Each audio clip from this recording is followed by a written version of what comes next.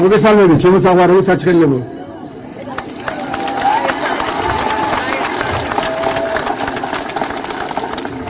ერთ წელიწადში ცოტა მეტი გავიდა და აქედან დაიწყეთ. ზუსტად პირველი მიტინგი გუნდა საჩხერეში, შემშობლიურ საჩხერეში. მე მგონი უფრო მეტი ხალხი ვიყავით მაშინ, თუმცა წვიმდა და სიცივე იყო. გახსოვს თაბა ვინახავთ? წელებიდან მე.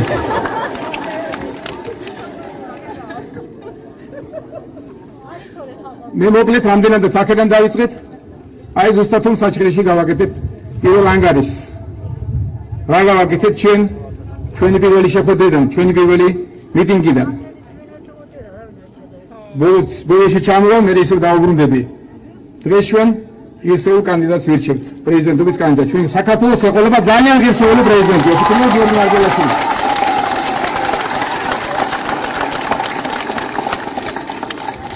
აი ახლა დავიწყოთ. ვითაც დავიწყეთ. გახსოვთ სიცივეში წვიმაში პირველი მიტინგი გავაკეთეთ. ძალიან თბილი, ძალიან სასიყვარულო შეხვედრა ჰქონდა.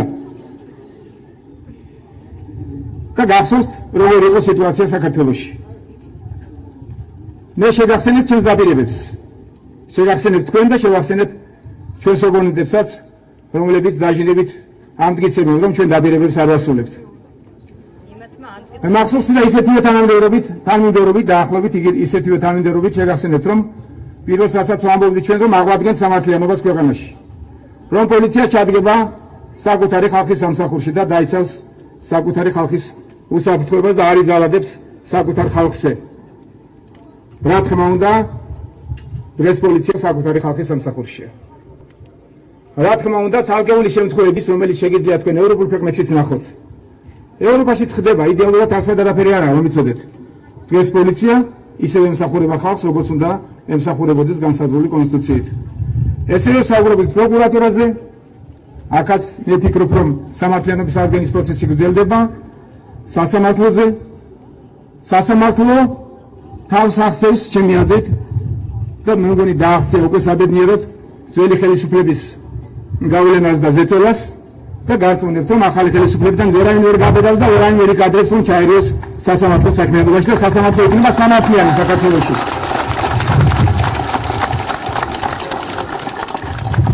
თუმცა ამასაც დოჭირდება შეგახსენებთ, რომ სასამართლო სამართლიანი და ევროპული ტიპის სასამართლოს დოჭირდება, თუმცა იქ ღირსეული გადაფრენი მოხდა არჩევნები, იყო კონფერენციები, მოახერხეს, როგორც მოხერხდა და თავარი და გადამწყვეტი იქნება ის, რომ ახალ მთავრობას არ ექნება არავითარი სურვილი ჩაერიოს სასამართლო საქმიანობაში. ძალიან მოკლედ კონსტიტუციაზეც მოგახსენეთ, რამე თუმე ჩემს საუბარში საუბრობდი, რომ კონსტიტუცია უნდა ჩვენი ქვეყნის სტრატეგიას განსაზღვრდეს და ხალხის სამსახურში უნდა იყოს. და ის როგორც სიგნაკად ჰქონდა და გადაქცეულობ სულიდან კანონებს დარგოდნენ ერთკაც, ეს პროცესი დასრულდა, რამდენიმე ძირეული ცვლილება კონსტიტუციაში უკვე განხორციელდა. ერთ-ერთი ძირითადი თქვენ გახსოვს პრეზიდენტს ჰქონდა განუსაზღვრელი დიქტატორული უფლებები და თუ გახსოვთ ის ცირკი, როგორც ჩამოვართვით საკუთარი ხელით მისცეს ხმა ისეთი იძულებული გავხადა და თვითონაც ქუთაისში ბრძანდებოდა, მაშინ ვისაც ჰქონდა ეს გადაჭარბებული უფლებები და ვერ მოახერხა. მაქსიმალურად ცდილობდნენ ამაზე უარია თქვათ, მაგრამ ისე კარგად გაუკეთეთ ორგანიზება, რომ თქვენ საკუთარი ხელით ვაიძულეთ, რომ მიეცათ ხმა ამ საკონსტიტუციო ცვლილებისთვის. და რომ იცოდეთ მიზეზი, პირველი მიზეზი, რასაც მე ვასახელებდი ჩემი პოლიტიკაში შემოსვლის, ის რომ ის არ აპირებდა სააკაშვილი პოლიტიკიდან წასვლის, ამის სარწმუნოა ზუსტად რა უფლებები აქვს დღევანდელი კონსტიტუციით, აი ახალი კონსტიტუციით. ჩვენ საპარლამენტო სახელმწიფოს ვამჯობინებთ და ვირჩევთ ოქტომბრიდან, ოქტომბრის არჩევნების შემდგომ, როდესაც გიორგი მარგველაშვილი გახდება პრეზიდენტი, იმის შემდგომ ახალი კონსტიტუციით საქართველოს იცხოვრებს საპარლამენტო კონსტიტუციით.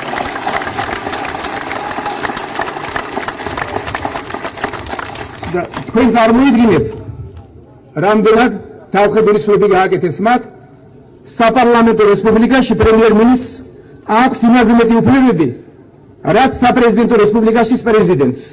აი ესე ქონდა მორგებული საკუთარ თავზე კონსტიტუცია. ჩვენ სექტემბერში, ალბათ ოქტომბერში მოახერხებთ და პარლამენტი ამ საკონსტიტუციოებასაც განახორციელებს, რომ პრემიერს კონდეს დაბალანსებული უფლებები და კონდეს ნორმალური საპარლამენტო რესპუბლიკის შესატყვისი უფლებები. ამასაც მოვიყვანთ ჭკუაზე, ესე რომ ვთქვათ, ამის შემდგომ სახელმწიფოში იქნება სამი ძირითადი საყრდენი, ეს იქნება პრეზიდენტი, იქნება პრემიერ-მინისტრი, იქნება პარლამენტი საპარლამენტო რესპუბლიკაში და დაბალანსებული გვექნება უფლებამოსილებები. შესაბამისად, შესაბამისად ის ძირითადი ის აუცილებელი ამ მოკლე დროში რაც შეიძლებოდა ამ მიმართულებით ჩვენ უკვე გავაკეთეთ. რაც შეეხება ზოგადად კონსტიტუციას, მას სჭირდება ძალიან ბევრი მუშაობა, იქნება პატარა, მცირე და დიდი კომისია საკონსტიტუციო,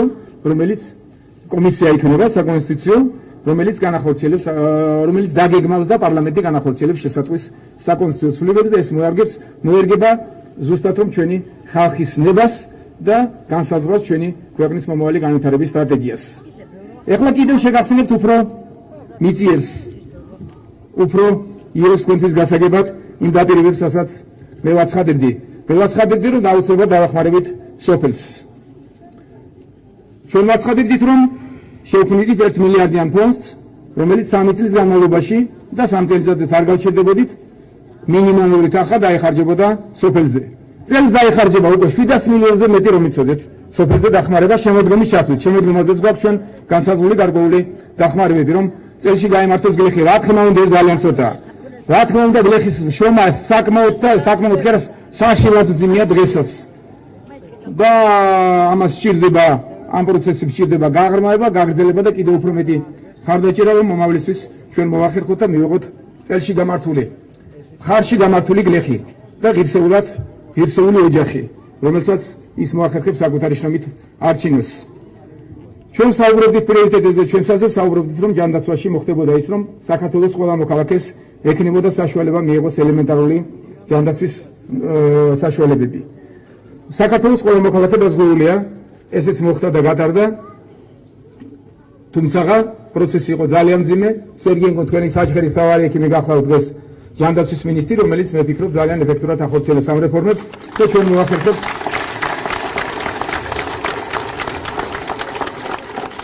მოვახერხებთ ღირსეულად მოემსახუროს ჯანდაცვა საკუთარი ქვეყნის მოქალაქეებს. განათლებაზე საუბრობდით. განათლებაში სოთაშორის თუ არა გიორგი მარგველაშვილი ალბათ იმდენი ვერ გაკეთებოდა, რამდენსაც გვიგებოდით. რამე თუ პრიორიტეტები წავიდა ჯანდაცვასა და წავიდა უფრო მეტი სოფლის მეურნეობაზე.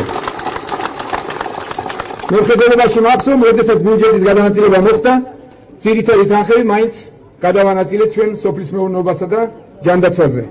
თითქმის არ გაგვიზრდია განათლების სამინისტროს ბიუჯეტი. აი, როგორი მენეჯერია გიორგი მარგველაშვილი, რომ იცოდეთ, როგორი კაცი მოდის, როგორი მეურნე კაცი მოდის, როგორი მენეჯერი მოდის. აი, ზუსტად რომ არსებული თანხებით მან შეუძლებელი გააკეთა. მან მოახერხა გაეზარდა ორჯერ ის გრანტები, რითაც უმაღლეს სასწავლებელში უფასოდ ისწავლიან ჩვენი შვილები. მან მოახერხა უფასო სახელმძღვანელოები. ზუსტად რომ მან მოახერხა უფასო სახელმძღვანელოების ორგანიზება.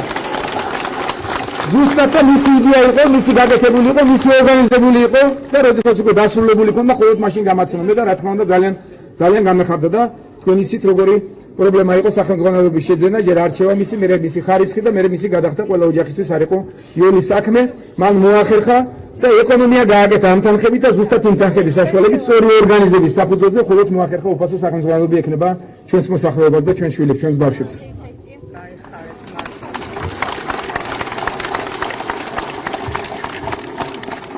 გიორგიმ ჩაუყარა საფუძველი იმას, რომ ამდენი სკოლა არ გარემონტებულა. ერთი შემთხვევა იყო თბილისში 300-400 სკოლა ფონდმა გაარემონტა, რომელსაც მე ხელმძღვანელობდი და დღეს განათლების სამინისტრო 300-400 სკოლის 600 სკოლის გარემონტებას საწავიდა გიორგი 300-400 მახსოვდა.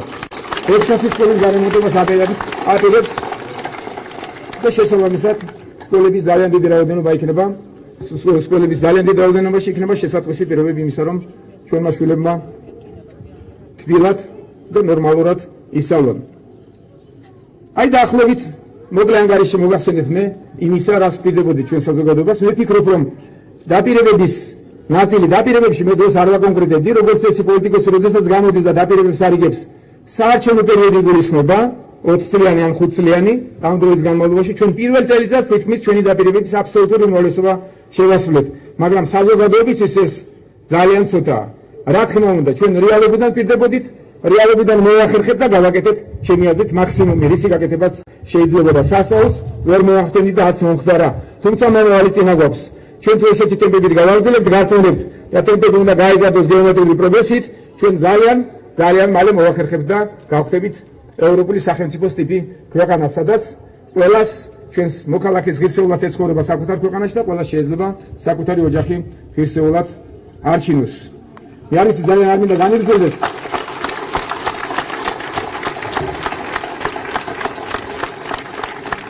ძირითადი მუხტი მინდა დავუტოვო გიორგი მარგველაშვილს, რომელიც არის სასწაული პიროვნება. ეს ჩემთვის ბედნიერება იყო, როდესაც მე ის აღმოვაჩინე და ბოლომდე გავიცანე. საოცარი პრეზიდენტი გოყოლება, საოცარი იმ კუთხით, სასწაულებს კი არ მოახდენს. იქნება თქვენი პრეზიდენტი. ეს არის ევროპული ტიპის ადამიანი.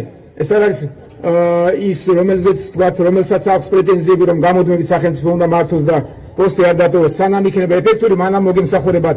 მოდის თქვენ სამსახურში, მოდის ზუსტად და ამისთვის აქვს მას ყველაფერი გაკეთებული, ყველანაირი ცოდნა და ყველანაირი ნიჭი გააჩნია. კარგი გამოცდილება მენეჯმენტში, უნივერსიტეტი დაარსა და ერთ-ერთი წარმატებული უნივერსიტეტის რექტორი იყო, პროფესორი, ფილოსოფოსი და კარგი მენეჯერი და კარგი, ძალიან მაგარი კრეატიულია. ნებისმიერ კრეატიულ შეგრებაზე,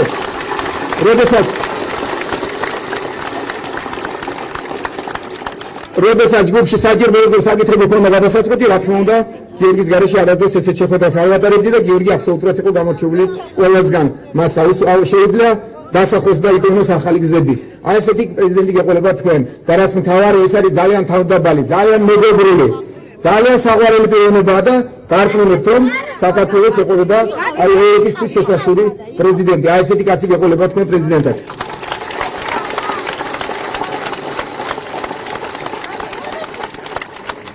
და ბოლოს ძალიან გთხოვთ, რომ აუცილებლად მოით არჩევნებზე. არ იფიქროთ, რომ საკითხი გადაწყვეტილია, დასრულებულია ამით ყველაფერი. გასაგებია, რომ გიორგის აქვს დიდი უპირატესობა ყველა რეიტინგებით და ჩემი რწმუნებულებითაც, რასაც ძალიან ხშირად ვაცხადებ და ამაზე ოპონენტები ღიზიანდებიან, რომ მე პრემიერ-მინისტრი რატო ვამბობ იმას, მე ვამბობ იმას, მე ვამბობ სიმართლეს და შეგახსენებთ ამავდროულად მე კოალიციის ლიდერიც გახლავთ და აბსოლუტურად დარწმუნებული ვარ, რომ პირველსავე ტურში გაიმარჯვოს, მაგრამ გაიმარჯვოს მხოლოდ თქვენი ხმის მიცემით, გაიმარჯვოს მხოლოდ თქვენი ხარვაჭერით.